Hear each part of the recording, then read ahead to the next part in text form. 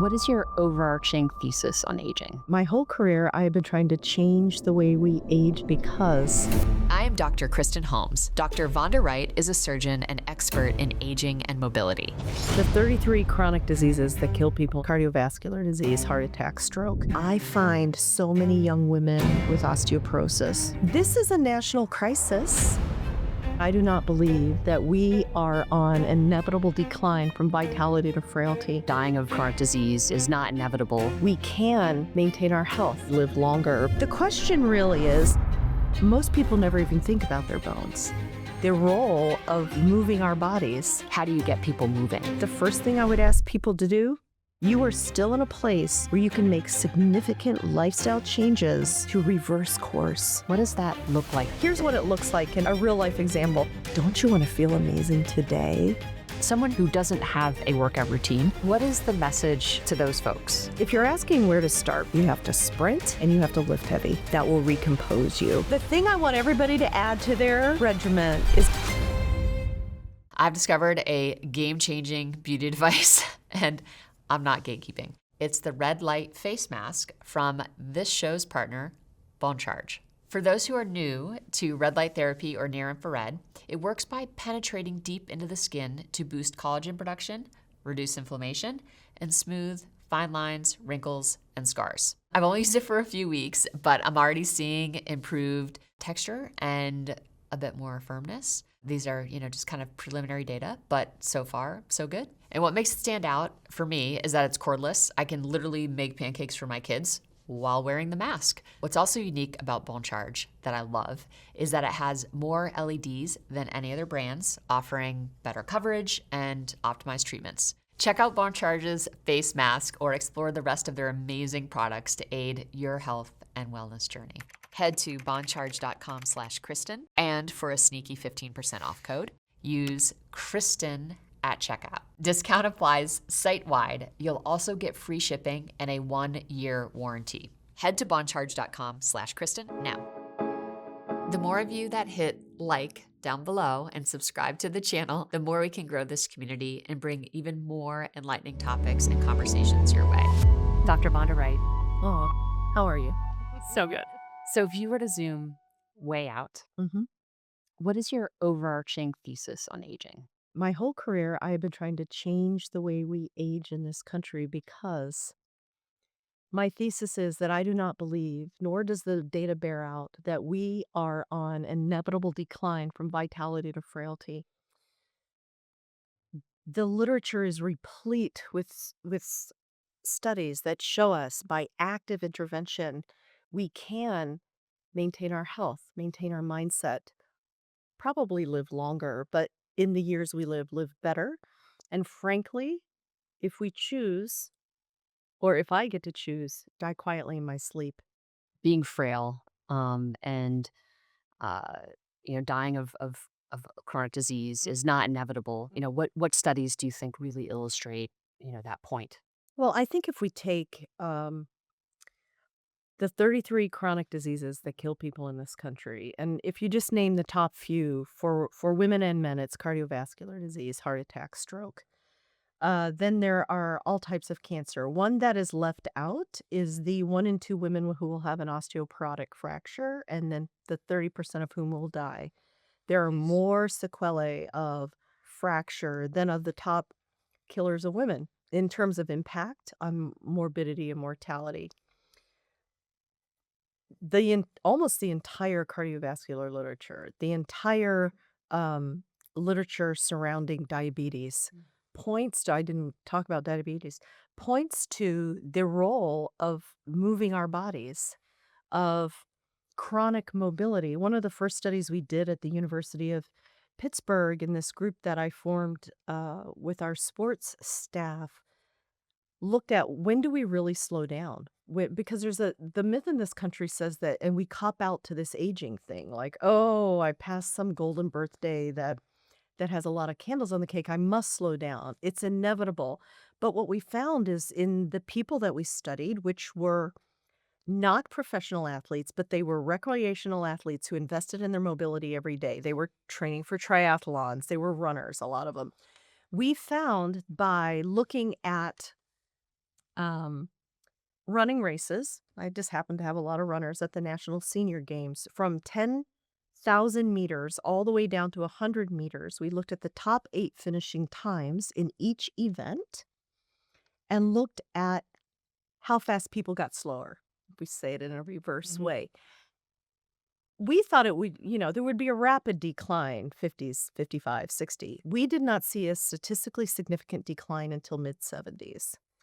Wow. I know. So, and to put real numbers to that, a professional athlete would say, oh, well, what does she mean? There's no real decline because hundreds of seconds matter. But in the 99% world where I mean, I do take care of pro athletes but most of the country is the 99%. Mhm. In the 99% world, the difference between finishing a mile in 4 minutes and 34 seconds, which is what the 50-year-old winner of the mile did in my study, 4 minutes and 34 seconds, which I know. As a caveat, the same year that study was published, the boy that won the Pennsylvania State Games for the mile ran it in 4:17. So 40 years of time adds 17 seconds. There's something wrong with the hypothesis that aging is this turn-off switch. Mm. The 70-year-old who won the mile race won it in 7 minutes. So you put all these age groups in a race, nobody's getting lapped. And so even though a professional athlete would say there is a huge difference between 4:34 and 7, which there is, from a functional standpoint, from a mere mortal, like get off the couch standpoint, a 7-minute mile is no joke in a 70-year-old, right? So those data and some of the many of the data, there was another study at the same time that showed that lifting heavy weights infers a 20-year um, advantage, such that an 80-year-old lifting weights was as strong as a 60-year-old who didn't. All these things add up to say that our impression of the inevitability of aging is wrong, and well, let me rephrase that. Aging is inevitable. It's Mm. how we age that is not inevitable. But these studies, like this, at what age do we really slow down? Well, 70, 75. And then why did we slow down? Sometimes we're just tired of trying so hard. Mm. Sometimes sprint intervals are no longer interesting to us. Sometimes injury accumulates. Sometimes we do have decreased joint motion because of the covalent bonding between the collagen fibers in our tendons and Which is a ligaments. product of aging. It's a product of aging, and so those things add Mm. up, but anything before that, any rest in peace birthday card that you get, that's not backed by science, right? And so when I guess I'm going backwards to say the 33 chronic diseases that kill us, these are only very few studies that show that mobility can stave off the development of chronic disease. Mm. I mean, we know that not from one study, from many studies, that when you look at diabetes as metabolic dysfunction, right? Building muscle mass, walking 45 minutes after a meal shoves the glucose into the muscle, which Mhm. decreases the overall blood glucose and then can control that, right?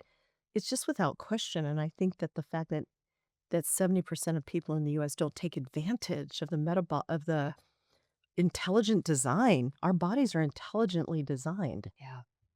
When you consider the societal norms around aging, Mhm. you just pointed out that people think aging is inevitable, right? And aging is inevitable, but decline is not That's inevitable. right.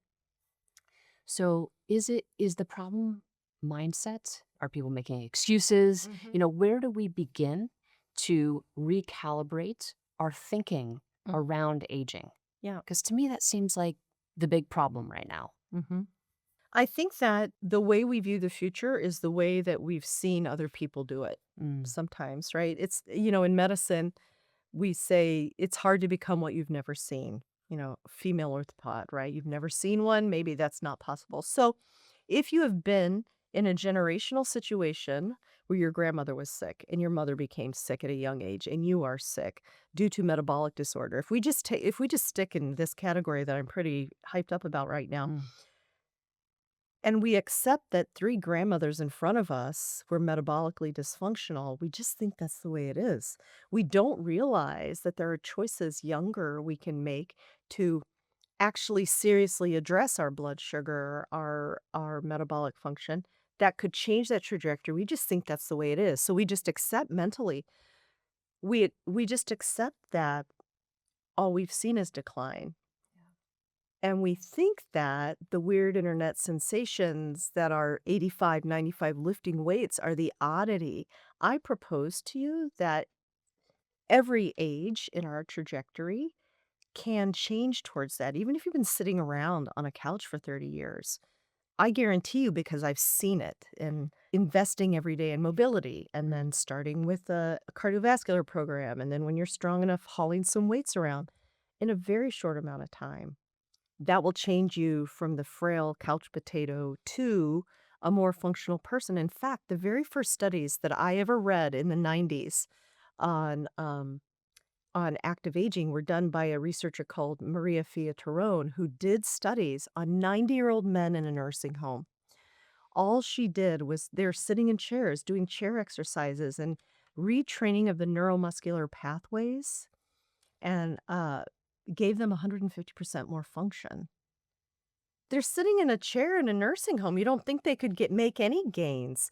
But something is because sometimes, when I first learned about chair aerobics, I'm like, really? Yeah. Chair aerobics? But yes, you can dramatically at any age. So I think it's what we've seen. I also do think um, the pivot in the brain has to stop always worshiping our youth. Mm. I say this often, and I have nothing against 25-year-olds. I remember what it was like to be in grad school when I was 25. But this whole country seems, and not only our country, other countries seem to look behind our shoulder and say, "Oh my God, that was so amazing." Yeah. And okay, it was amazing. It was fun. It was easy. We had very little responsibility. I remember my husband when he talks about getting out of college as a sophomore to go play professional hockey, and he got to play on the ice, and then he got to go golf, and then they got to do their thing. What wasn't fun about that? Yeah, and they went out at night. And they went out at night. What wasn't fun? Okay, I get that, but that if we cling to that for the rest of our lives, what are we saying? That the next 60 years is not worth living? So I think this mindset about quit worshiping our youth and I think we need to pivot to being interested in every moment today, because I also realize that it's hard to only look 20 years in the future. Yeah. Like, how do we just act today so that at 70 we're good, right? Yeah.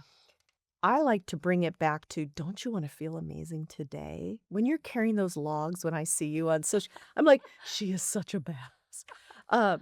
Because that feels good. You put it down, Does. you're like, that is an Yeah. amazing functional achievement. Yeah. Or the other day I posted, I pack heavy. I had this really heavy suitcase, but I can pick it up and I can press it. 45 pounds, I saw 45 that. pounds. Go. Yeah. I don't want to ask the flight attendant dude Yeah, to come please help me. I know. So, Independence independence is critical. is huge. Mhm. So talk about health expectancy, life expectancy. What are the differences? What are some of the stats around that? Yeah. It's like concerning. It's when shocking, right? Yeah. So, you know what? I'm preparing for a talk I'm giving in the future, and American women, the life expectancy is about 81 right now. Other countries are doing better than us, even in the woman category. We often compare XX chromosome people with XY chromosome people. Men's life expectancy in this country is 76.4. Women's is about 81. Women do live an average of 6 years longer. In Australia, women are living to 85 on average. So I think in this country, we have some choices we can make. But if and I think we can probably live much longer than that. I don't really buy into the longevity discussion of, oh, is it 120? Is it 150? I frankly, listen, if I'm 150 and can't get up from a chair, count me out. Because here's the reality. Studies show that the health expectancy, the health span is about 63 in this country, meaning we may be living to 81, but the time when we are healthy, not manifesting heart disease, we may have been diagnosed with it, but it doesn't affect our lives so much. Heart disease, diabetes, stroke, all the things, is only 63. So just about the time we're retiring, we end up going to the doctor 3 days a week. Damn. So how do we the question really is, at what age do we need to start? How fast can we progress to make these 20 years, even if we don't live one day past average life expectancy, healthy, vital, active, joyful, die peacefully in our sleep? And most of that, for most people, are the lifestyle choices. And the thing is, we spend a lot of time because for those people who are living a lifestyle that are choiced with health, we have the luxury of adding on how cold should my water be? How many what's the frequency of the vibratory plate? What Yeah. is the thing, right? For most people, we haven't gotten the baseline lifestyle Yeah. down. And so when we see surrounding us, which weighted vest should we buy? Yeah. Which plate? It's just too confusing because it Yeah. becomes rocket science. And Yeah. I don't know how you feel, but I don't think it is. No, I don't think it's rocket science at all. I mean, what I've learned from you, and I am religious, I've learned so much from you, but I am so religious about do not call me after 9:30. Mhm. I will be up again at Yeah. 5 every single day, even on weekends, because that's going to That's right. translate into my melatonin, which I'm going to defend like my children. That's right. I mean, I can do that. Yeah. It's Right? it's a lot of the democratically available free Mhm. stuff that people need to engage in consistently, Yeah. right? To really, I think, get control of the trajectory of their health. Yeah. And I think it's a confusing landscape, Mm. out there. What type of protein should I eat? Okay, yes, that's important, but just get your protein. But there are these really big rocks that we need to address. That's right. That we need The to really pay big attention ones. to, which we're going to talk about in great detail. I wanted to just talk a little bit. You're in a position where like you've just made it part of your practice to treat the whole person. Yeah. What does that look like in practice? Yeah. Let's talk Because about it's not easy. it Like, it isn't. requires It takes time. a lot. Here's what it looks like in a real life example. Mm. So someone comes to me with arthritis, which is loss of cartilage on the end of the bone. Anybody can have arthritis. I had a 16-year-old kid in clinic this week who landed hard, banged up his cartilage, has a bone bruise, a chunk of cartilage gone. I've had 20-year-old linemen. I used to be the head football doctor for University of Pittsburgh. These were old knees and very young men, right? Yeah. And then I have Truly's 60, 70, 80-year-olds.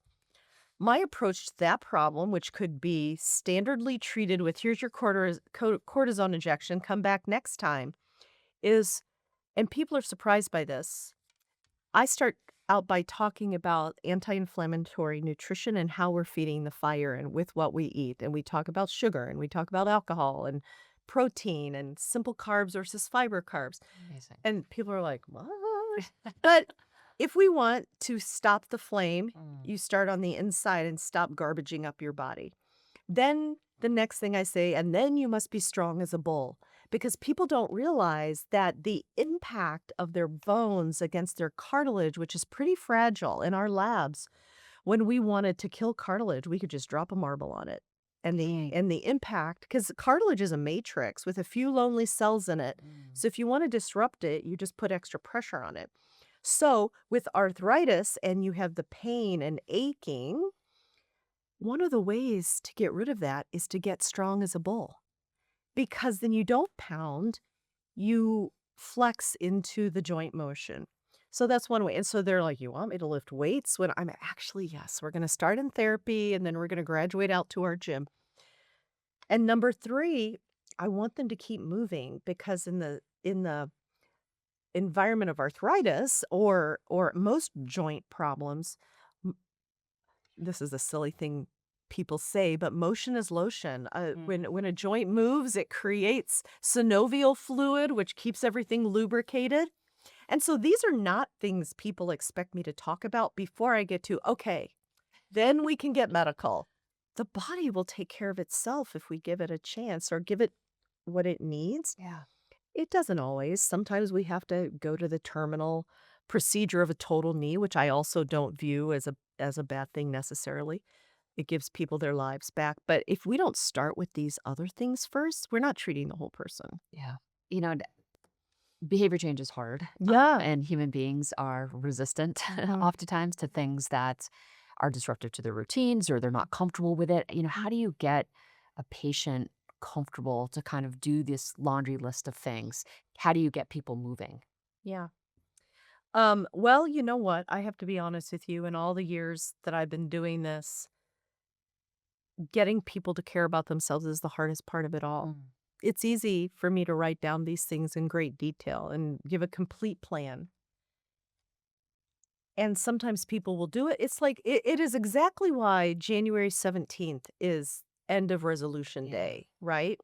Because when it is no longer novel and it's no longer we get into the dog days, right? When I talk to athletes, we're like, okay, championships are fun, Yeah. all stars fun, start of season's fun, but it's those 80 games in between when you have to show up and be excellent every day. How do you show up? So pivoting people to the mindset that they are worth the investment Mm. in their own health, that only until you move you, I can't move you. People pay a lot of money for fitness instruction and then they just don't do it, right?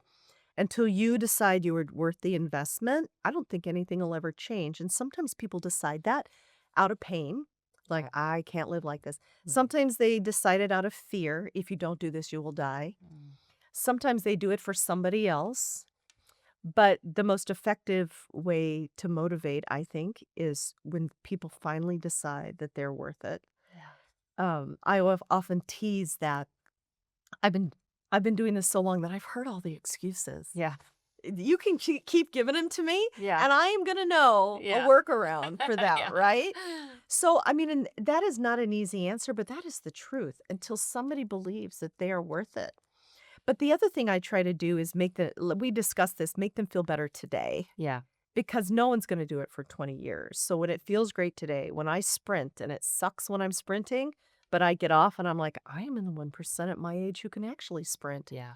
That's a feeling, that's a vanity feel that's an ego feeling that I wanna have, Yeah. and give people a few victories like that, and so sometimes when it's hard to change, I will put them in physical therapy first. I don't say go into the gym and wear your skinny little outfit Yeah. and work out with people dropping deadlifts on the floor. I'm like, "Let's do therapy first, and then when you actually feel comfortable, we will graduate you," and I think that's a way Smart. that performance and gyms and physical therapy and orthopods can work Mm. better together is this integrated model of handing off.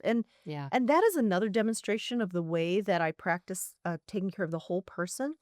Because since in my career at the University of Pittsburgh, we built the UPMC Lemieux Sports Complex. In that one building, we not only had the high performers of the Penguins, but we had therapy and performance and the doctors. And there was this warm circular handoff. Like, we're never just abandoning you. And so every practice I've ever had, that is the model um, where we're fully supporting hugging a person towards their destination. I it it's a rare person who can go from 0 to totally motivated in a sustainable way. Yeah. All right. Let's talk a little bit about bone health. Let's do that. I know you're really obviously very expert, and this is a huge passion of yours. Do you mind if I go backwards a No, little bit please with do. bone? Yeah. Yeah. So you know what? I think understandably, most people never even think about their bones. Like, what So are they true. for? What are they about? And unless we're standing in the mirror like good cheekbones. Ooh, that person has some good structure. But the fact of the matter is, when you step back and think, what are bones for and why do we care about bones? Well, it's not just October 31st. We care about our bones or the skeletons everywhere and we glorify it. Well, what's interesting about bones from the top of our heads to the bottom of our pinky is that if we think how would we design something that had to do a bunch of jobs and we wanted it to do those jobs everywhere, we would put it from the top of the structure to the bottom of the structure. Bones are there. So they're structural, right? What are muscle without bones? It's a heaping pile of metabolic glob that doesn't move anybody. It can't get bigger. It needs that tension. So bones and muscle work together in an ecosystem because what people forget is that bone, muscle, fat, stem cells, fibroblasts, tendon, ligament are all from the mesenchymal stem cell. Mm. They have a common ancestor and they just differentiate into cousins. Well, if you have a common ancestor, it's very likely you speak the same language. And so people think of bones as the strong, silent type. They're just holding up the muscle. That's all they do. The fact of the matter is, in life, and frankly, in death, bones are master communicators. And I want to talk about communication in life, but just as a curious culture perspective, do you want to know how somebody lived? Dig up their bones. You will tell how strong they were. You will tell what diseases they had. You will tell if they were injured or got in fights. Or bones are the everlasting history of your life. Muscles go away, hair goes away, everything goes away, but your bones remain, right? So how cool is that? So cool. So it's like evidence of how you It's lived. evidence of how you lived. It's a communication about the life you led. But even in living time, bones are master communicators. There are so many hormones that bones make, but if we just choose one for simplicity and we choose osteocalcin. So in the bone, there are several major cell types. There's osteoclasts, which are the cells that are programmed to resorb bone when we need minerals, when we need to remodel. We have osteoblasts, whose entire job is to lay down more bone, and then osteoblasts differentiate into the long-term cells, osteocytes, that live in the matrix and just sense pressure. So osteoblasts will release a hormone called osteocalcin, which talks to itself. It talks to itself, but osteocalcin goes to the brain and causes the synthesis of brain-derived neurotrophic factor, which works to build neurons in the hippocampus. That's cool. So cool. So the bone-brain axis, right? It's only one of many hormones. Osteocalcin goes to the muscle and helps with glucose metabolism. Osteocalcin goes to the pancreas and causes secretion from the beta cells of insulin. I know. Bone's doing this all the time. If you're a man, osteocalcin goes to your testes and causes your Leydig cells to produce testosterone. There is a direct bone-gut relationship. So we think these are just structures that hold us up, give us form, but they're actually master communicators interacting all the time, and we don't give them enough credit. And we certainly don't give bones enough credit for the critical job that they do. Yeah. I mean, ask someone about their health. They'll be like, oh, yeah, I'm doing X, Y, and Z to keep my bones healthy. Like, no one ever says that. No one ever says it. Yeah. So, how do we keep our bones healthy? Yeah. So let's say that you're already lifting heavy. Your crowd probably listening to this is lifting heavy because they know they're going to build muscle mass. The muscle is going to pull through the tendon. Muscles are attached to a little collagen called a tendon, which are attached to a bone. And that pulling is a biomechanical stimulus for biochemical pathways that will lay down more bone. The more muscle you have, the more you'll stimulate building bone. So do that. Yeah. Number 2, you have to feed your bone. Protein is not just good for your muscle, it's good for your bone. You also need to give it the microminerals you need, such as vitamin D, K2, magnesium, if you really want to, selenium, boron, all the things. Brazil nuts. Brazil nuts. Yes. Selenium. Who knew? Pop a few. Yeah, who knew? But the thing I want everybody to add to their regimen is a jumping program. I like to box jump. It's one of the badassery things. Like, okay, I'm going to do mine with jumping up and jumping down. Yeah.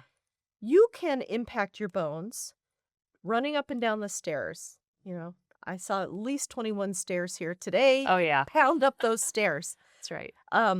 You could do a jump rope. I give all my patients a jump rope. You can do jumping jacks. You can go to my speed and agility coach, and she will teach us all kind of jumping moves because the bone doesn't care how it feels impact.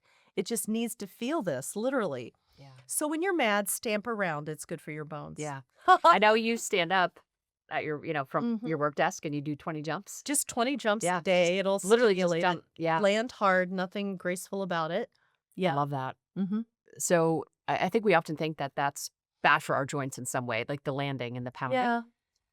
So I'm sure there's some trade-offs potentially. It is a trade-off, right? I mean, people ask me, can't I build bones on a Trampoline. Yes, well, actually, NASA retrains bones on reformers, which are mini tramps. Yeah. Sure, do that. If I have my choice, bash your bones. Mm. If our joints will not tolerate that, a reformer, or we can jump up and down in a pool, or we can build more muscle to pull on our bones. So lifting, everyone should be lifting weights. Every single person, Yeah. even my 86-year-old mother lifts weights. She started with soup can. I saw her out there. They live with us. We're a blended, we're a multi-generational family. So I see her out there kind of strutting to some music around the pool, and she's doing this thing, and I'm like, what has she got in her hands? She had soup cans in her hands. Oh, We had no love weights in our that. house. I 'Cause- love it. Yeah, I know. I'm like, gosh, the least I can do is buy my mother some weights. Yeah. So she has progressed. She's 86, and she was in the hospital. She was frail. She has progressed from 3 pounds to 6 pounds. I'm like, Mom, I'm That's gonna have to awesome. get you more weights. That's awesome. She's like, "Oh, I don't need them yet." But yes, you do, Ashley, because it's too easy. So everybody, I use her an example because listen, you can't out excuse me. Yeah. Yeah. Everybody I know. can. You don't even need real weights. You use logs. You Yeah. use weights, but you can use I- logs. Yep. There are There's plenty of buckets, rocks. Like there's tons of things. there is no Lift excuse. it up. Yeah. Yep. Just do it. Yeah. I mean, just a gallon of water, Oh, a it's milk jug heavy. over the head. I mean, So heavy. you know, Yeah. yeah, I definitely, I think, and I think this is where we go, right? You talk about this a lot. Like, you know, I think people think that they have to go to the gym for Mm. a couple hours Mhm. or even go to the gym, Yeah. you know, and that's the only way to like really get stronger and to build muscle and do all those things. But, you know, I think there's a lot of evidence that we want to try to move and lift and do things across the day. All day long. You know, that there's Mhm. still these many moments where we can really, I think, that will have a compound effect that will make a Yeah. huge difference in our overall health. So maybe talk a little bit about someone who doesn't have a workout routine. Yeah. How do they? What is the detriment of sitting on a couch in a chair for Mhm. extended periods of Mhm. time? What is this syndrome, and how is it deadly? You know, what are we looking at here? So you know what? I was adding up the other day how long someone sits in a chair all day. Mm. So if you sleep, you're horizontal, 8 hours, let's say 8 hours. Yeah. We sleep for 8 hours. We get in our car and travel an hour to work. Mm. We sit at a desk for 8 to 10 hours. We get in our car again, coming back. We may be up around the house. Then we're going to sit on the couch because we're exhausted. And we're probably sitting or in a horizontal position for 21 hours a day. There is no way to compensate for the atrophy of muscle that let's just take sitting in a chair. I don't Yeah. You may have great posture and be very you have a walking desk. But most of us hunch over like Yeah. this. Yeah. Our posterior chain gets weak. Mm. Our core in the front, which is not i- in my mind as important as the obliques and the Yeah. posterior chain, also get lax. Our glutes totally atrophy.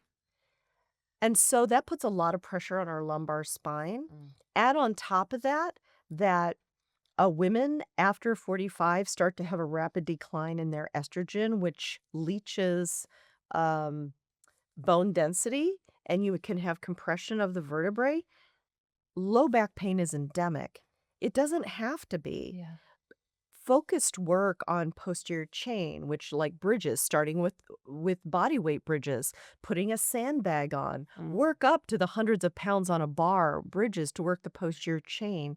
You know, if you want to learn how to deadlift with free weights first, but reversing this hours of doing this, I think is critical because listen, I know very few people who don't have back pain proportionally who sit all day.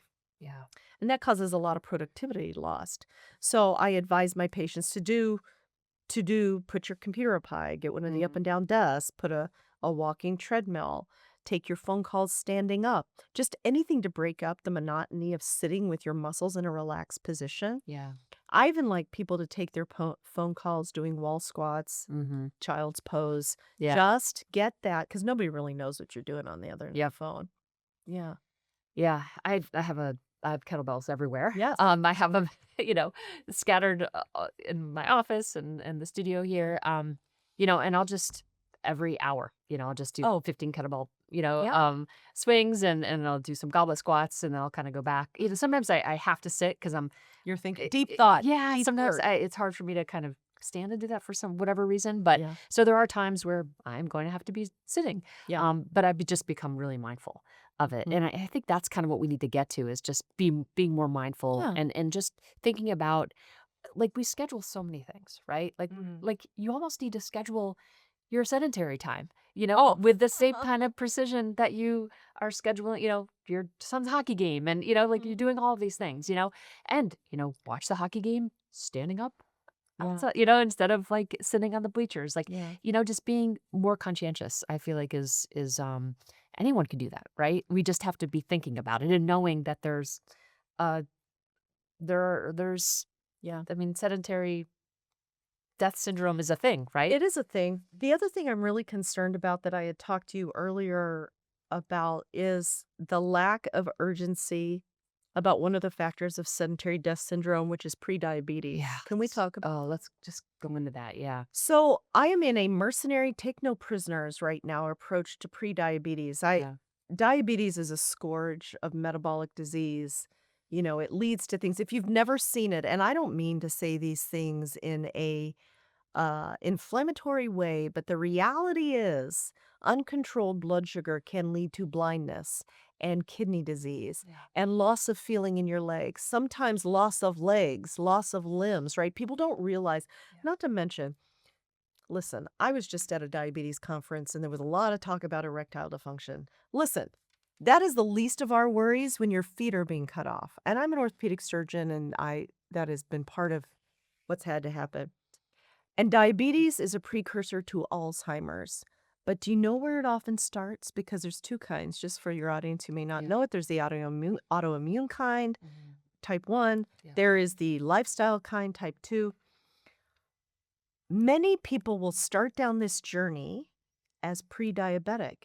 And they'll get labs from their doctor and they may or may not have a conversation. They'll say they may hear, "Oh, your labs are fine, your sugar's a little high." Mhm. It's 110, you're pre-diabetic, just pay more attention to what you eat. And I know that's the conversation because I ask my patients, because it matters for surgery, Mm. what their hemoglobin A1C, what their chronic sugar Yeah. load is, right? How they're going to respond to How they're treatment, going to how they're going respond, to how their recover. infection load is, if they're going to heal, right? So I look at all these things and when I dive deeper, this happened on Monday. I said your fasting glucose is 110. Did your doctor tell you you're pre-diabetic? And she says, "Yes." And I said, "Well, what are we doing about it?" And she says, "Well, they put me on metformin, which is a blood control drug." But that was the end of the conversation. There was no conversation about lifestyle, About how to sleep, build muscle. consistency, nothing. Yes, Yeah. how to de-inflame the body to control blood sugar. None of the lifestyle things that we know are so effective. Well, so that person got metformin. Other people who I had the same conversation with, I say, "Well, what were you instructed to do?" "Oh, just pay more attention." Mm. I don't think that we can be so lackadaisical about a blood sugar, a pre-diabetic blood sugar of 110, and here's why. Normal fasting blood sugar, as you know, is in the 80 range. Mm. Let's just say 85 range. Yeah. For every point above 85, you have up to a 6% chance of full-blown diabetes in 10 years. So according to the American Diabetes Association own website, 70 to 90% of all pre-diabetics will become full-blown diabetics in 10 years. We know then that a percentage of those will have full-blown Alzheimer's. So I don't think there is any mamby-pamby way to sit back and say, "Oh, you're pre-diabetic." Yeah. It is a call to Yeah. action Yeah. because you can get in control of a blood sugar of 110, whether you do that with You could lifestyle. do that in 2 weeks. 2 weeks. Literally 2 weeks. Yes. You can reverse prediabetes. The burn that I get from a really heavy lifting lasts my blood sugar 48 hours. Yeah. I don't have to do anything and it stays. Yeah. Yeah. Consolidating your feeding window to 8 hours. I mean, there's just so many things that you can do that are so key. Nobody knows. I know. It's Nobody mind-blowing. knows. But 96 million people in this country There's only 300 million people in this country. Yeah. 96 million are pre-diabetic, according to the American Diabetes Association. It's wild. That is why look at me got all animated. This is a national crisis. What are we going to have? 96 million people with full-blown diabetes? And it's not just the individual tragedy costs. It is hard to have full-blown diabetes. It is a cost to productivity. It is a cost to the workplace. It is a cost to the healthcare society. Yeah. So this is a Just being able to just literally direct your attention and your thoughts when you, Yeah. I mean, it's to think about how that robs you yeah. of your faculties. I mean, that's why it leads to Alzheimer's, right? I Exactly. mean, Exactly.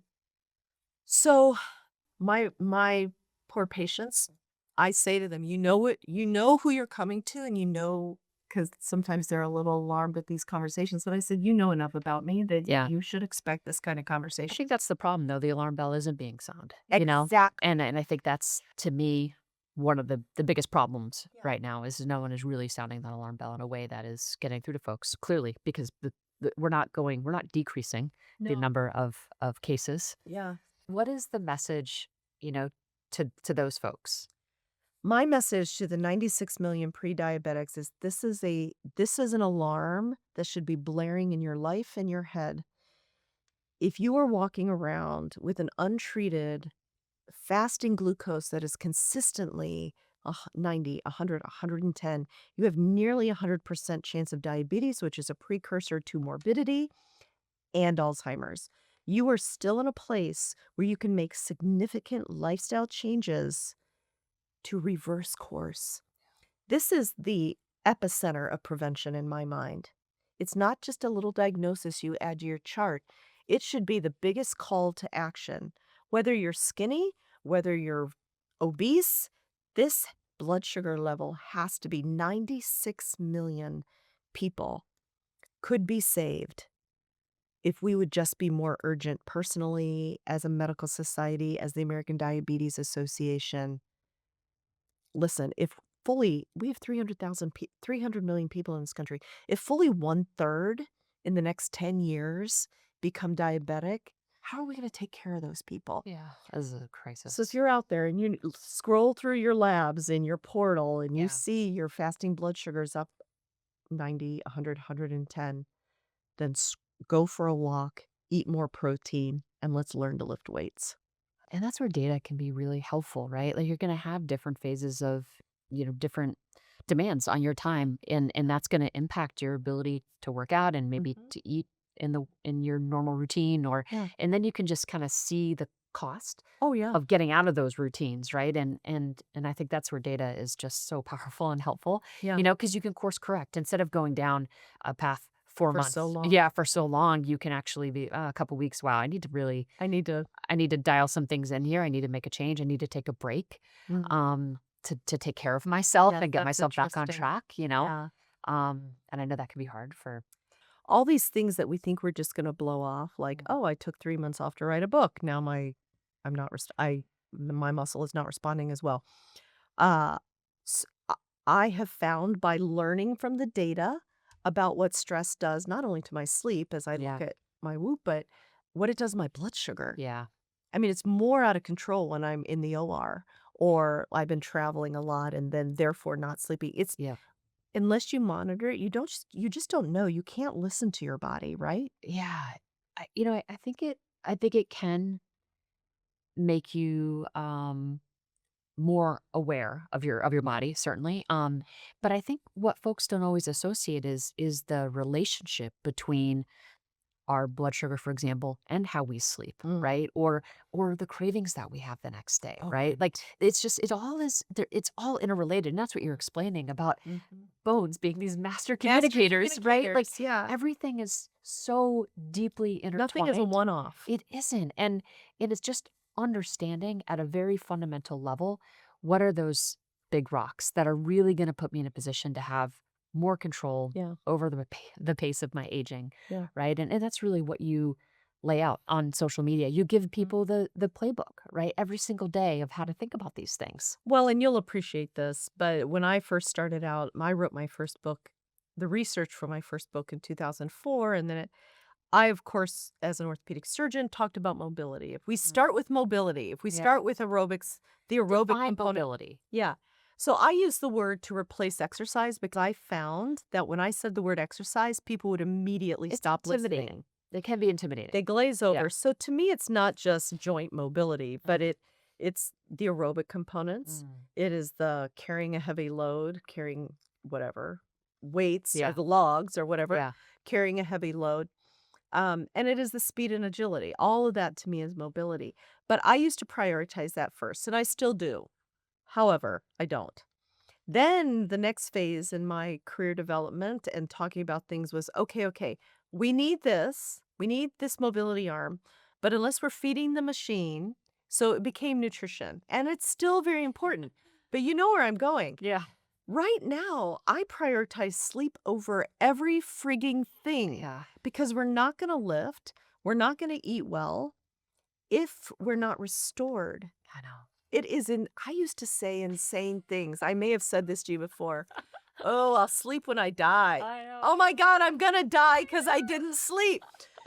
So when I start building plans for people, if they have no semblance of sleep culture in their life, that's where I start because they're not gonna do anything else I tell them. Yeah.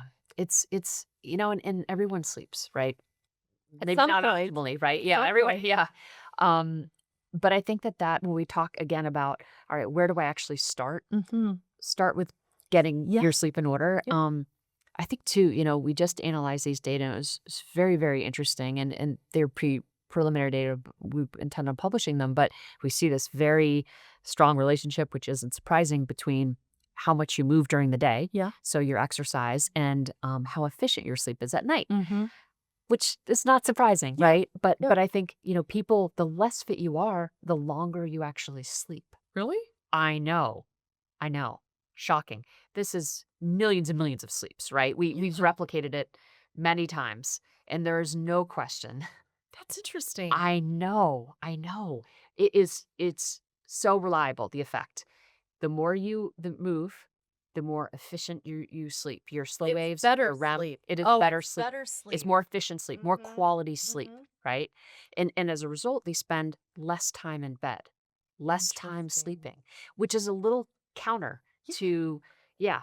Because you know what that means? It means we can stop beating ourselves up for Yes. not, oh my God, I didn't get enough. Well, you got to look at the quality, is what you're Yeah. saying. Yeah. Because I think I get stuck on the number. I know, I know. And I think we need to dial that back a little bit. I don't think we need as much sleep as we think. That's Now, I say interesting. this with there's a lot Doesn't of mean caveats. you Yeah. can't stay up and not No, feed no, your, no, no, no, feed your no. sleep. And we're still saying, definitely, once you get below 7 hours, you Not are great. short sleep, right? Insufficient sleep generally. So Well, what you were going to say is the more you sit around and don't expend energy, the less you sleep. But that's not true. it is more metabolically expensive to be less active. That's amazing. And do you And you think can think about like how inefficient your body is working Mhm. when you are unfit. Yeah. The inflammation you Yeah. have to deal Mhm. with, right? Like your body is working overtime to maintain homeostasis, Yeah. right? So And this do you is think that very people, interesting. sedentary people, wake up a lot? Are they waking up a lot at night Yeah. because it's not quality sleep? Yeah, it's fragmented sleep. That's what The sleep architecture Yeah. of an unfit person Mhm. looks completely different than a high fit person. And that's kind of how we bucketed the data: high fit, low fit. Mhm. Regardless of gender, there's, Yeah. we look at there's very biosex effect. Women are responding the same as men. Huh. Women need to spend a little bit more time in bed, Yeah. about 24 minutes Oh, on really? average. 24 Yeah. minutes. Yeah, I know. I'll It's tell like my so husband funny. It's that. so Make precise. the coffee. It's I'll so be true. out Yes. 24 No, minutes. women need a little bit more sleep than men, Yeah. which makes a whole lot of sense, Yeah. right? But yeah, and the other thing that we see is that low fit people fall into REM faster than high fit people, and decreased REM onset latency is a feature of depression risk. Oh. So it just kind of, when we go back to Fascinating. how It's all these like things are everybody's related. talking to each other, Yes, and we think they're isolated systems. They're so not. they're not. We're the idiots for our conscious brains thinking I that know. everything's fragmented when our body's like, dudes. I know. And you just, Yeah. yeah. But I think when we kind of zoom out, and this is what you're talking about, mobility is everything, right? We're not going to be able to do it if we're not sleeping, right? Yeah. But to understanding that there is such a fundamental relationship between your fitness levels and how you sleep. And it's kind of this amazing, beautiful, potentially, cycle that feeds each other, if we allow it to. Yeah. I want to take a second to talk about our sponsor, Huel, and one of their products that has been game changing for me. Most of you listening will know that the food we put in our bodies impacts how we perform. Our energy levels, ability to stay focused, to recover, all of it is dictated by our nutrition. But for many of us, we're short on time, and time is often one of the biggest barriers when it comes to eating well. For me, between my job and launching this podcast and my family, there are days when I feel like I only have minutes to grab something to eat. On those days, I have Huel Black Edition ready to drink. Firstly, because it's a balanced meal with 35 grams of protein and 27 essential vitamins and minerals, and it's low in sugar. Secondly, it tastes like a milkshake, and it's hardly surprising that Huel has sold over 500 million meals. If you've never tried Huel, take this opportunity and get 15% off by visiting my.huel.com/Kristen Holmes and use code Kristen. You'll get a free gift with your first purchase. Terms and conditions in the description. Today's conversation is sponsored by Whoop, where I work as the global head of human performance principal scientist. Lots of us set resolutions in January, but the best time from a psychological and physiological standpoint is actually in the spring, because our bodies are wired to respond to environmental cues. Variables like daylight increasing and temperatures getting warmer give us a natural uptick in energy, mood, and motivation, creating a very real opportunity to engage in more movement and a stronger routine. With summer nearly here, right now is the time to really get intentional and start training to hit your health goals. Tools like Whoop Coach, trends, and weekly plans will give you insight into what is working and what needs improvement. I'm always looking at my recovery and my heart rate variability trends, or HRV. They're amongst the clearest signals of how well I'm aligning my behaviors with my values. If you'd like to explore your data, visit join.whoop.com/science to try Whoop free for 1 month. That's join.whoop.com/science. So let's talk a little bit, we're trying to increase our mobility. And you talk about base training, which I love. Yeah. And, I think it gets kind of vilified in some ways, especially as it relates to women. I see the opposite in the data. The data don't support not doing base training, which Oh, is, really? That's good to yeah, hear. I know, I know. We'll publish these data eventually, but has definitely reframed my thinking around a zone 2, for example. So maybe just talk a little bit. What is base training? Yeah. Why is this important for bone health and muscle development and protecting your joints and all of that? I've started using that language because I didn't want to get into the high endurance athlete argument whirlwind that I was getting drawn Yes. into. I find Our myself in there. Did you? I Our know. lab at the Lake Nona Mm. Performance Club is based on the data of Inigo San Martino, I Mhm. believe that's his name, who is a who is the exercise physiologist for the Tour de France. He's a Spaniard, I believe. Yeah. Yeah. Yeah. He's So famous zone 2 famous researcher. zone Yeah. 2 researcher. So our measurement of lactate threshold, the fat max, is based on his algorithms. And so when we measure it, that's where I'm going. That I want most of the training done for the people I care for, not in the garbage zone. Sorry, people.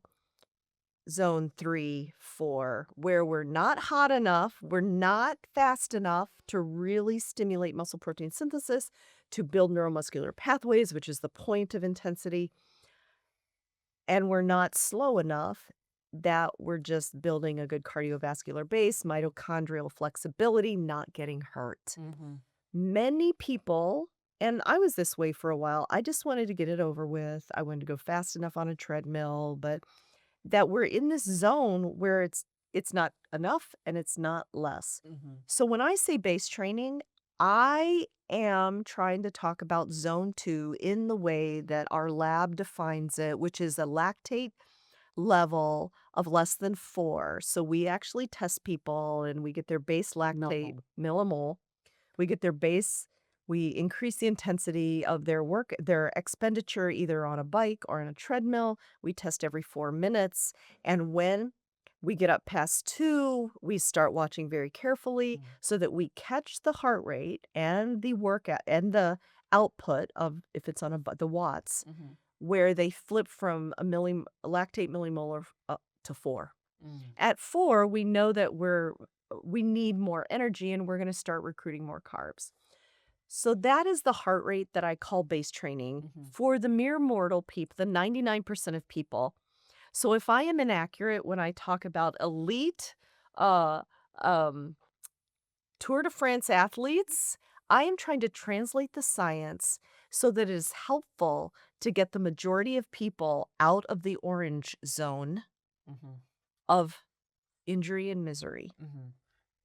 So we can measure that in our lab, or, the closest we can get with estimation is 181 minus age. And unless you are already a brittle diabetic or in terrible, terrible shape, that's fair.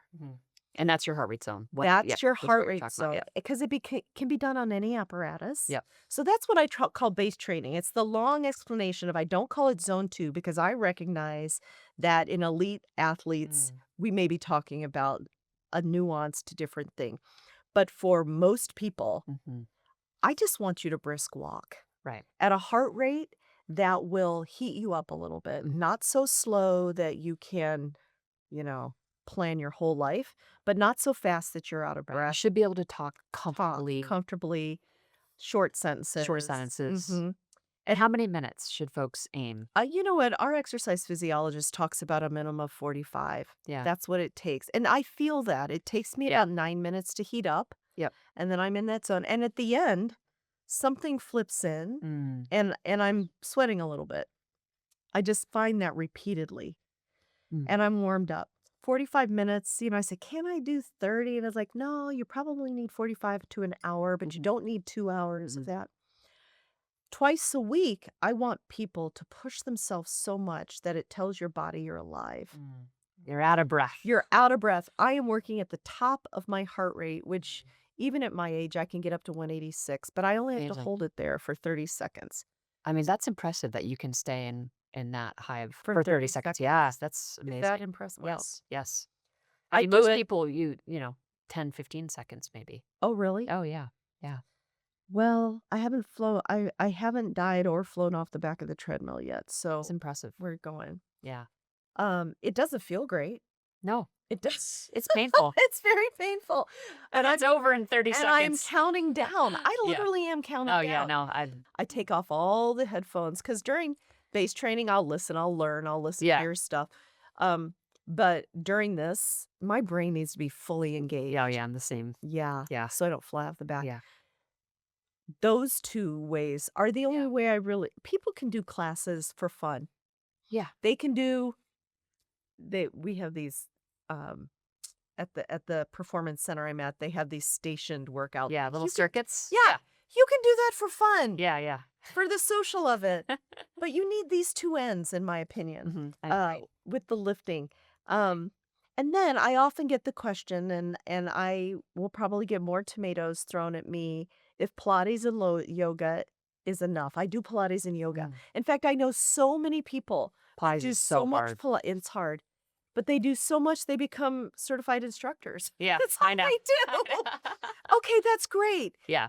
And I think that's perfect for mobility. I think that's perfect for balance. I think that's perfect for core muscles. But if we're trying to build big muscles below our belly buttons, we're not going to do that.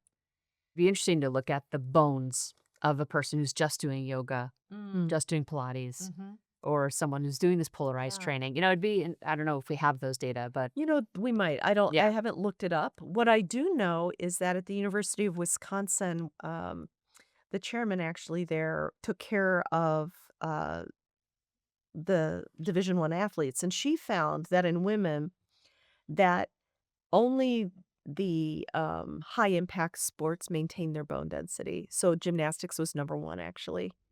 Wow. And then the jumping sports you would expect. None of the less impactful sports maintain their bone density as well. And I Interesting. that's a huge problem because when I think about where I'm getting back to bone now across Yeah. a lifespan, Kristen, I find so many young women with osteoporosis.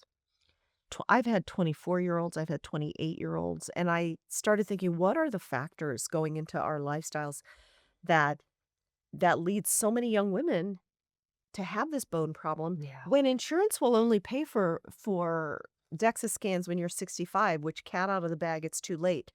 So when I started thinking about it, I thought, well, we've had Title IX for 53 years, which equalized sports and college for women.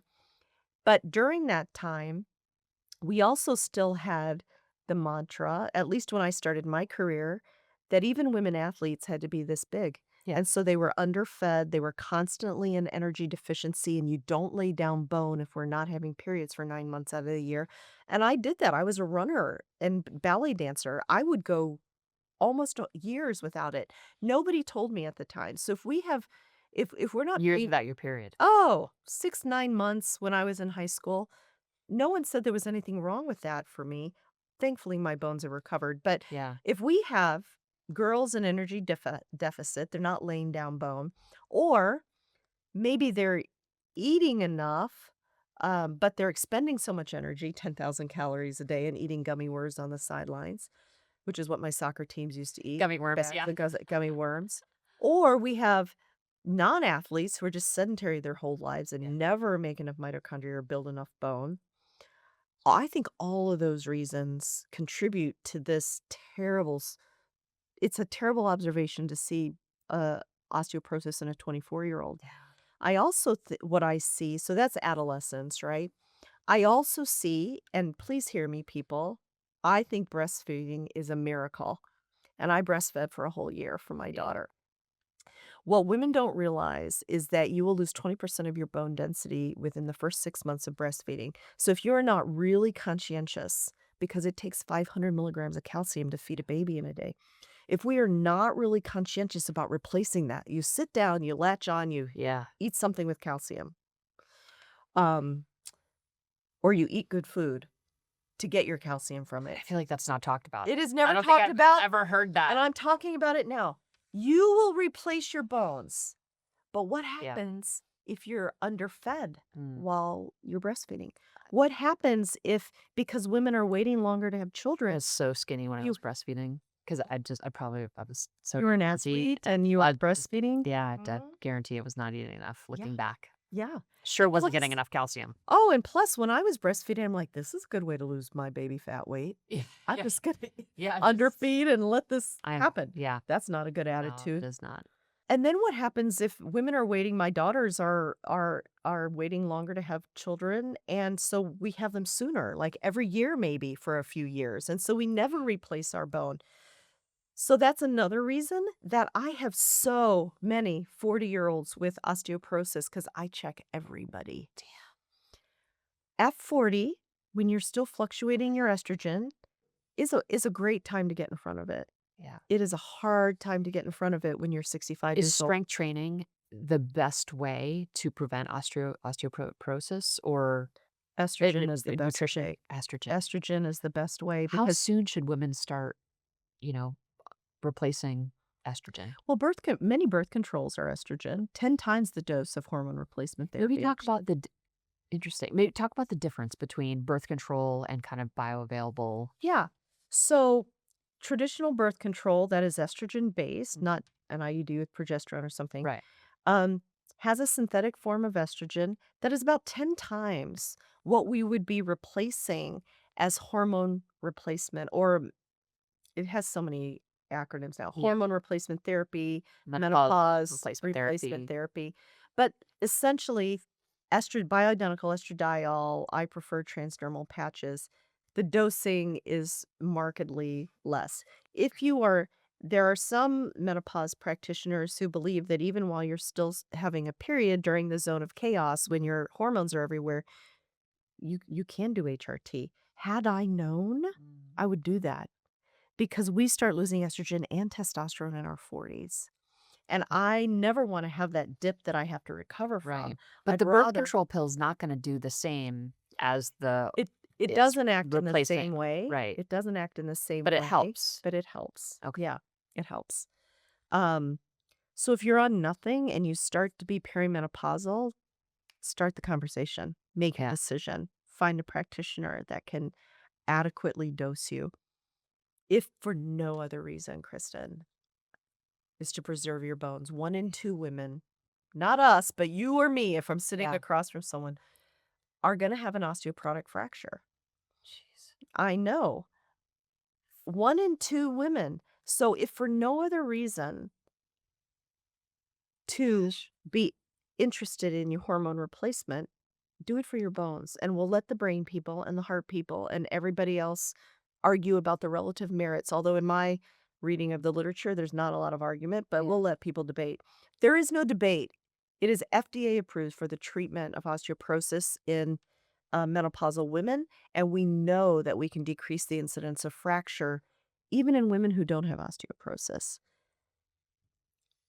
Having a broken bone is excruciating. It's going to take 3 months in an adult to heal. Think of the downtime that it's going I to mean, that take. changes health outcomes and Oh, just yeah.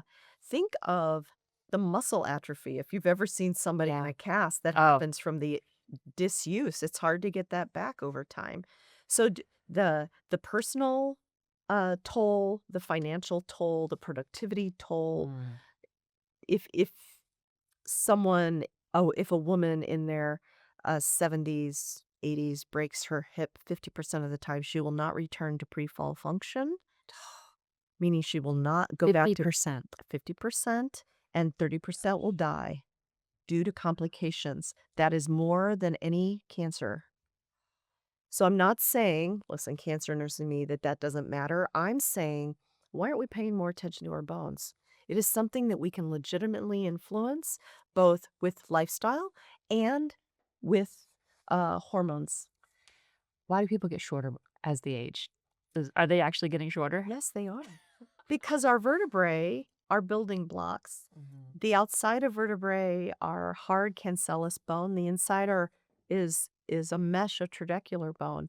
Without bone density, particularly in the lumbar spine and thoracic spine, we can either the total volume shrinks or we can get compression fractures where our bones actually become a wedge shape. Are those perceptible? Like, can we feel those little compression You'll feel the fractures? pain. It is It's painful. painful. Oh, man. Mhm. Okay. It'll feel painful. Wow. Yeah, so that's why we shrink. In fact, that is one of the things I say to people, not it sounds like a joke, it's not a joke. Is your mother shrinking? Are you shrinking? I feel like my kids think I'm getting short. I'm like, no, no, no. Are they to be getting clear, taller? You're getting taller. Yeah, they are absolutely getting taller. Like, Yeah, yeah. but Yeah. yeah, But it happens. Like yeah. my mother used to be as tall as me and now she's way down here. Oh, man, that's Yeah. my goal is not to shrink. Yeah. Have you That's ever heard of sarcobesity? no. Yeah. So we talked about muscle earlier. Yeah. We're talking about bones. So I get these x-rays. When Mm. people come to me with a knee problem, we get these standing x-rays, but you can see muscle and fat on an x-ray. It's for the bone. Yeah. You can see muscle, fat, bone. And what I see is this phenomenon called sarcobesity, which is not just so you have a bone in the middle, a femur, say, and then you have these thin threads of quad muscle. Quads are the biggest muscle in our bodies. Yeah. They should be these honkin' VMOs that just pop out of legs, right? Little thin threads of muscle, and outside of that, 3 full inches of adipose tissue. Wow. This picture of bone, which may or may not be osteoporotic, very little muscle mass, very big adipose load, Sarcobesity is a phenomenon that occurs in about 30% of women over 50, meaning they're not only low muscle, but they're high fat, and leptin from fat decreases muscle function. So, again, this communication pathway, such that having both low muscle and having high fat load, adipose load, does not 1 plus 1 equals 2. It is like 1 plus 1 equals 6 because of the metabolic dysfunction that comes from having too little muscle, too much fat load. And then you can have a osteosarcobesity, which means in the face of low bone density, you also have low muscle and you have high fat load. And that is like the triple threat. So again, we have to treat each of these organ systems not as a silo, but as this ecosystem. And from a musculoskeletal standpoint, it's a high percentage. It's like a third of all women over 50 will have sarcobesity. So when I want people to go build muscle, I never, most people are focused on losing weight and the number on the scale. I don't actually care. I care about muscle load and percentage of fat because I talk about all the things we've talked about, recomposing your body to be higher muscle, Yeah. less total fat load. Yeah. And of the things we talked about, like, what do I got to do? You have to sprint and you have to lift heavy. That's what I have found in myself and the people I take care of that will recompose you. Is sprinting enough, or do we have to jump too? Well, for bones, you need to jump. Okay. If Yeah. we're trying to recompose Yeah. a fat and muscle ratio, Yeah. then those two. But yes, jump, please. Yeah. Jump, Yeah. please, for your bones. Yeah. So you do 4 4 reps, 4 sets, heavy weight. So you pretty much only lift heavy I only lift, well, for the most part. the Like you're 4 power lifts that I do, Mhm. push, pull, upper extremity, push, pull, legs. Yeah. 4 reps, 4 sets. For the supporting lifts, so for my bench, biceps, Mhm. triceps, lats, I'll do 8. Okay. I do not do 15. I do not do Yeah. 20. I Yeah. guess I could use more definition in my arms, but my point is longevity and power. Yeah. So that's how, and it's backed up by good science. I'm not Yeah. making it up. I mean, people don't have a lot of time, right? I mean, I'm the same. I'm in the same boat. Like I do I'm that in a half an hour. exactly. You can get so much done, Yeah. and that's why I lift every day. Like I'll just do 25 minutes, 30 minutes Yeah. every day. And just And heavy, get it out. yeah, and I just and then I pretty much run or do some sort of cardiovascular every day. Like like if you do it sensibly Yeah. and you're not overloading, Mm. functionally overreaching, like you can work out every day, you know? You can, and then we don't have the repetition problem. Yes. People think lifting heavier is gonna get you hurt more, but I find that the 20, 30 reps past exhaustion. I mean, I say that I'm gonna say this publicly, but uh I am fascinated by the Reebok CrossFit Games. Yeah. Like those people, but for mere mortal people in a box without mirrors, without supervision on form, with the cultural mantra of you've done 3 sets of 15 at a heavy load, and I don't care if you're tired, let's do another one. Those are the people that come to my office Yeah. with a wide grip that blow out the fronts of their shoulders. Yeah. Shoulders are unstable joints inherently. They drop deep and heavy into their hip sockets, and not all bones are meant to do that. And they get femoral acetabular impingement, and Yeah. so It's a lot of volume. it's a It's lot a of lot of past exhaustion. non-functional overreaching. I think if you're going to do that, you have to be so dead on with your form, Yeah. right? Knowing how to control that. And I think that's really the difference between performance and longevity, right? There's a trade-off when you're doing, I think, that kind of competition. It's not probably the best path to longevity Yeah. for all the reasons that you're talking Yeah. about. So I think just having eyes wide open, just realizing that, all right, this is maybe not a long-term kind of way of Of working out, living. of living. Well, and I think that is an important distinction because we worship the athletes in this country, and I get it, right? But here's this trade-off that you're talking about, high reps over years. I mean, I see it in my own husband who played in the NHL for 13 years. He has had we argue about the count, 16 to 18 surgeries. I recently did a bone survey of him. Listen, Kristen, the fact that he is Like, still walking is walking, just a miracle. it is a miracle. Yeah. But that is the trade-off for high performance like that for many Yeah. people. Not all people. I Yeah. mean, there's some athletes who get away with unscathed.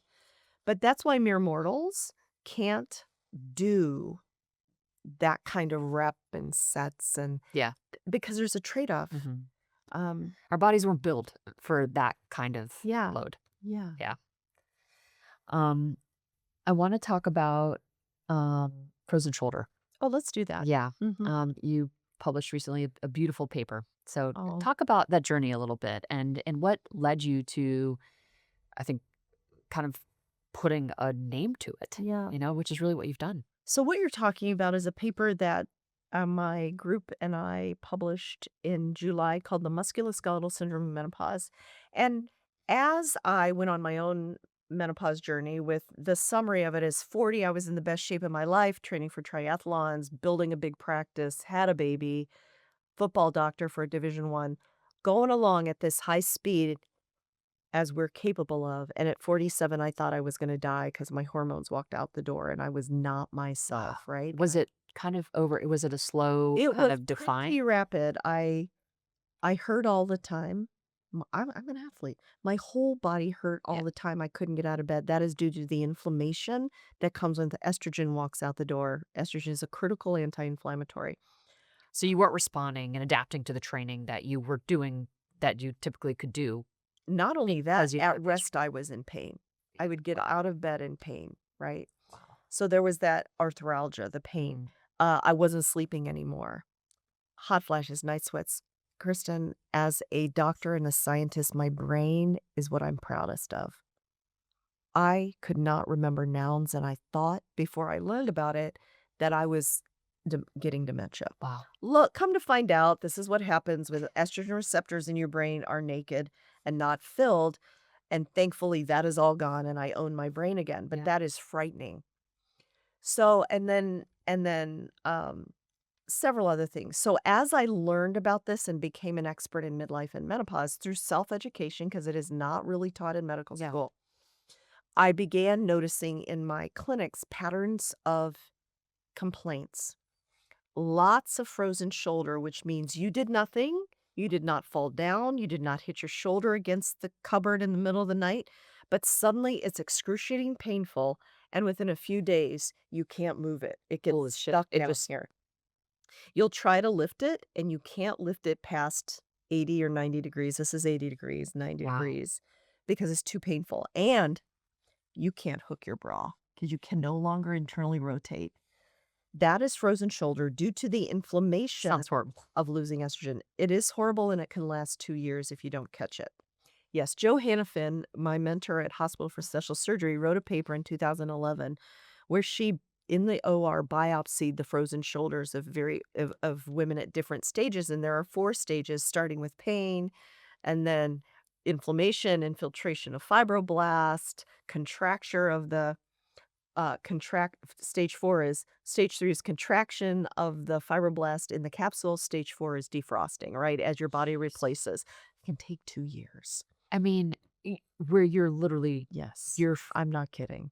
You can't move your arm. There oh, will be no how does one prevent that? Because that's, if I, hormone replacement therapy. is the Number only way. 1. Number 2, all the nutritional anti-inflammatory. Yeah. Number 3, I send people to therapy immediately, Yeah. and we just move this arm because we can't allow capsular contraction. Right. So I started noticing the same women who were coming in with shoulders that didn't move were exhausted looking. And because I was so aware of it, I'm like, you're not sleeping. I mean, the inflammation and the discomfort, the And the pain. sleep disturbances that come from losing estrogen.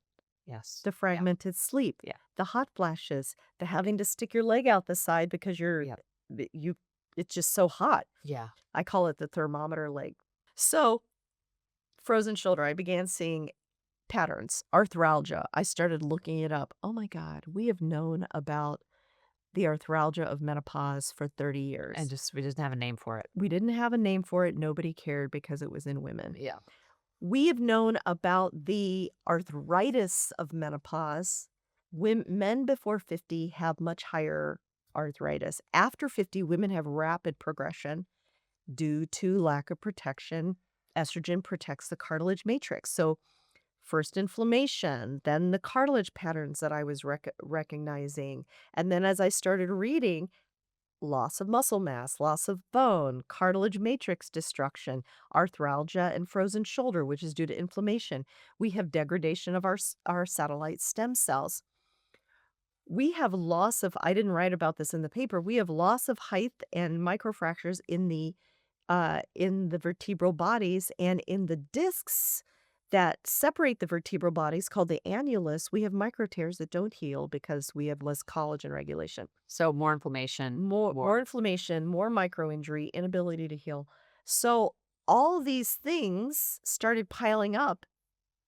And then I realized that as a physician, if a woman comes into me, if anybody comes into me and says, I have this and this and this and this and this and this, in 15 minutes, it is overwhelming as a caretaker to try to address that. And that's what happens when a woman goes into a physician who doesn't know about this with total body pain. They're going to do what they think is right and do a rheumatoid panel and work her up for rheumatoid arthritis. And if they don't know about this and all the labs are negative, they'll label her with seronegative rheumatoid arthritis and may put her on a lot of drugs. And sometimes it's true. There is a thing called seronegative rheumatoid arthritis, but many times it's just the arthralgia of menopause.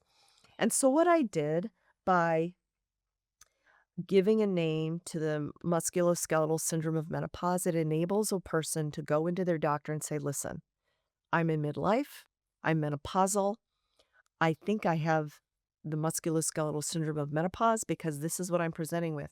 So we have one name, we have a nomenclature. And from that, we then can do research, right? Because Yeah. if we do research on one thing, it's just a bunch of papers that aren't together. Right. But the other critical thing that I did that I think all researchers should do this, write it into your grants. You should pay for open access Oh, yeah. because this is what happened. 267,000 people have downloaded my paper and read it. That's wild. Yes, it's more than any of the history of this journal in particular and probably most journals. Yeah. Because I looked this up too, I'm competitive. British Medical Journal, JAMA, Lancet, top 3 medical journals, their top read papers by their best scientists are read 10,000 times. 50% of all scientific papers are never read by anybody at the team Oh, that yeah. submits them. Yeah. So I think that's a travesty. Years of people's lives and millions of dollars. So can you just pay the $4,000 Exactly. scientist to Yeah. make it open access because people will download your paper I know. and you'll really do the good that you intend to do. So anyway, that's my little public service announcement to Yeah. scientists. Thanks for saying that. So, one of the things that I really appreciate about your work and your presence online, everyone needs to follow you on Instagram. Oh, thank you. You have Please do. just it's so inspiring and it's so organic and authentic and it's really and just the information is just so damn good. But one of the things that I really appreciate is just how you're no nonsense. Oh, And, we talked about the kindness and the empathy. Mm. And maybe not the kindness, but the empathy. But you have a tough love I approach. do. So I think if you've got someone who is listening to this and is like, all right, I'm going to make changes. Yeah. So if you're asking where to start for someone with no resources but wants to do the right thing for themselves, most people can control what you're talking about when they go to bed, when they wake up, Yeah. and they can get that Yeah. more cyclical, right? I'll regulate hormones, Regulate, reduce that will go a inflammation. long way. Number 2, let's go back to our base skill, which is walking. We've been walking since we were 1. Our bodies are made for mobility. Yeah. So our bodies know what's going on when we do that. I'm not Yeah. asking you to go learn how to power lift day 1. Right. I'm asking you to take a walk every day. Even if that's around your kitchen table, Yep. even if you go to the YMCA or you go to the pool in the summer, the community pool in the summer, activate your primary skill, physical skill, which is walking. Number 3, from a food perspective, I think the first thing I would ask people to do, although this is like pulling teeth and taking away someone's child, is to stop eating added sugar. Yeah. People are willing to do a lot of things when I ask them to do that, Yeah. but they're like, "Oh, but I love Yeah. the" well, There's a craving and addiction there's associated an with it. So addiction you associated gotta with that. you're gonna go through withdrawal, You will. Mhm. especially when you start cutting carbohydrates down as well. Like you aren't used to kind of switching fuel sources. Yeah. So So you're I gonna would feel that start with pain. this simple sugar, which Yeah. is painful. In Yeah. fact, when I do simple sugar detoxes with people, I'm like, Yeah. the first 3 days, your willpower will help you. Yeah. Day 4, 5, and 6, you are going to find yourself standing in front of your pantry. Yeah. You don't even know why you're there. Yeah. Yeah. Yeah. It's your brain addiction. It's your addiction to sugar sending you to search out some simple sugar source. But if you can use your discipline to close the doors and walk away, Yeah. I have found, because I've done this myself, my taste buds change around day 6, 7, and it's easier. So if we can first cut out simple sugar, and then we can make the flip to complex carbs and protein.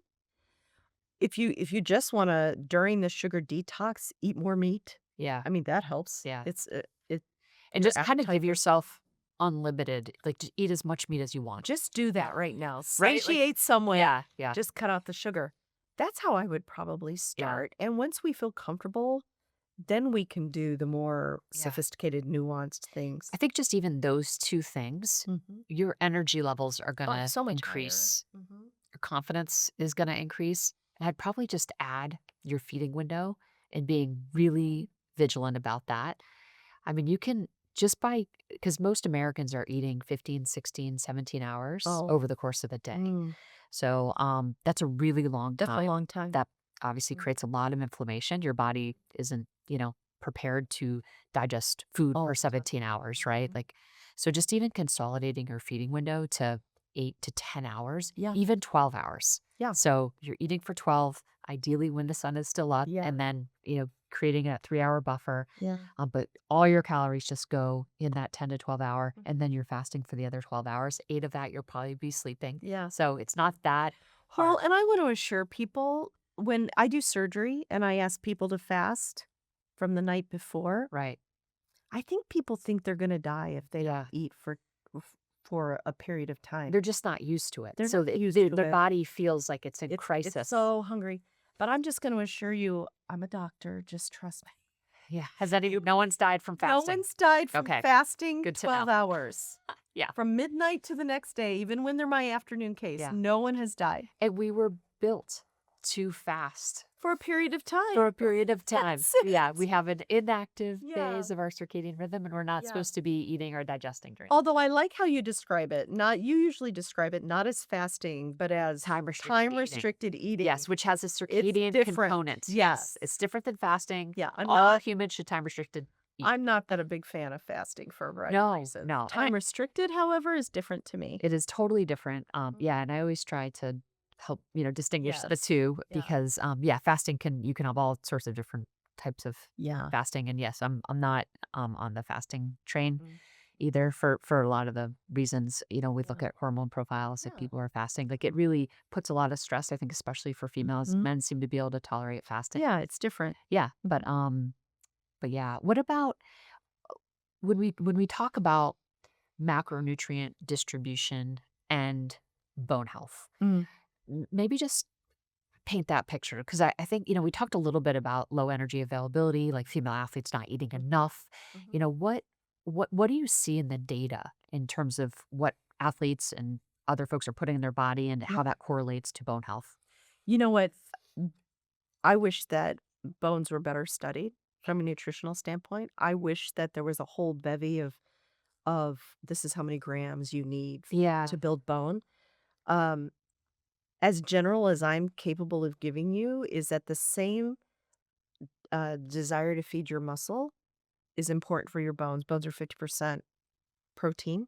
yeah, So the gram per pound of protein high quality leucine filled yeah. protein that we do from muscle also works on your bone. I think having an anti-inflammatory diet is critical for bone health because the acidity of an inflammatory diet is bad for uh, mineral composition of the bones. Now we're being nit, but how much leucine per kind of meal? Would you say like 3? 3%. right? Okay. Yeah, like 3 yeah, I think Percent. so, yeah. Mm. But I don't think people pay attention to the, I don't as think a they part. do. So I like to key in on, I mean, there are just as the 20 amino acids, Yeah. 9 are essential, 3 are branch chain, leucine being the number one that stimulates muscle protein synthesis. The highest quality comes from mother's milk, Yeah. interestingly. Wow. Highest content, then whey protein, then meat. You can get leucine from plant sources, but you got to eat all the time like a bull. Yeah, yeah, I it's mean, really yeah, you tough. can be a vegan, but you got to eat all the time, and how much volume is that? Yeah. Um, but I think the quality of protein, and if you supplement with whey protein, isolate a couple times or once a day, Yeah, you'll hit you'll those hit it. targets. Yeah. Mhm, mhm. Yeah. Yeah, that's good. I think, understanding, um I think when people are start to make these connections, they become then maybe more motivated to think about their sleep and if they're thinking about their Everything's bone health, fitting yeah, like together. that everything kind of Mhm. really does fit together and it hopefully will motivate behavior change, because I mean Hope ultimately, so. I hope so. final question. What does it mean to be human? I think humans get to be um, a special kind of mammal in creation, and that we have really high functioning mammals like gorillas and whales and dolphins that have social relationships. But I think humans have the extra edge to be able to take action to cure each other. I think that we have the science to be able to make significant changes to extend life that other parts of creation and intentional design do not have. And I think that if we do not be a steward of that capacity, then we are falling short of the gift that we've been given. Thank you. You're welcome. Thank you for having me. Made me cry. I'm an individual who believes in living my core values, but it can be a challenge sometimes when there are a lot of demands on my time. Life lately has felt especially busy between meetings and research, book writing, live talks, self care, and family time. My days are already really busy. Then I added a podcast and things started to feel, well, a little out of balance, which is why you're hearing me talk about my new show sponsor. Fiverr is a virtual assistant who's legitimately helped me reclaim my time and my peace. Fiverr is the marketplace where thousands of skilled freelancers are ready to meet your business or personal needs. Browse portfolios to find someone whose expertise, skills, and budget aligns with yours. It's literally that simple. If you're looking to free up time in your life, head to fiverr.com or click the link in the description and use code Kristen, Kristen, at checkout for 10% off your first hire. That's Fiverr.com.